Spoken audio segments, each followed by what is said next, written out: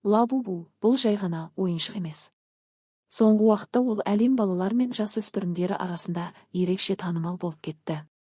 Бірақ бұл танымалдықтың ар жағында не жатыр?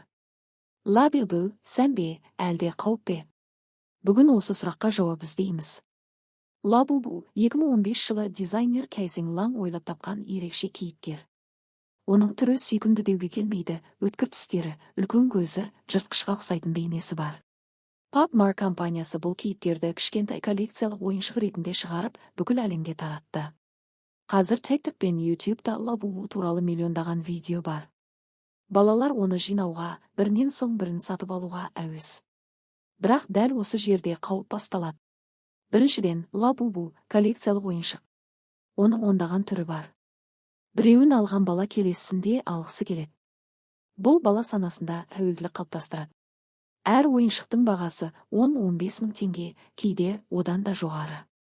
Бұл ата-ана үшін артық шығын. Екіншіден, басқаларда бар, менде неге жоқ деген ішкі қысым балада қызғаныш пен мазасыздық туғызуы мүмкін. Бір маңызды жайт, Лабубу образы өзі де сәл қорқынышты. Кей балалар оның бейнесінен түнде қорқып қалуы да мүмкін. Ойыншық бола тұра, оның жыртқыш түрі бала психикасына жағымсыз әсер етуі ықтимал. Лабубу тек балалар арасында ғана емес, ересектер арасында да шу шығарған. Мысалы, Қытай мен Кореяда бұл ойыншық үшін дүкендерде ұзын кезек пайда болып, тіпті төбелесте болған. Адамдар бір ойыншық үшін жанжалдасып жатыр. Бұл маркетингтік айла. Олар сұраныс тудыру арқылы адамдарды ойыншыққа байлап отыр. Енді не істеу керек?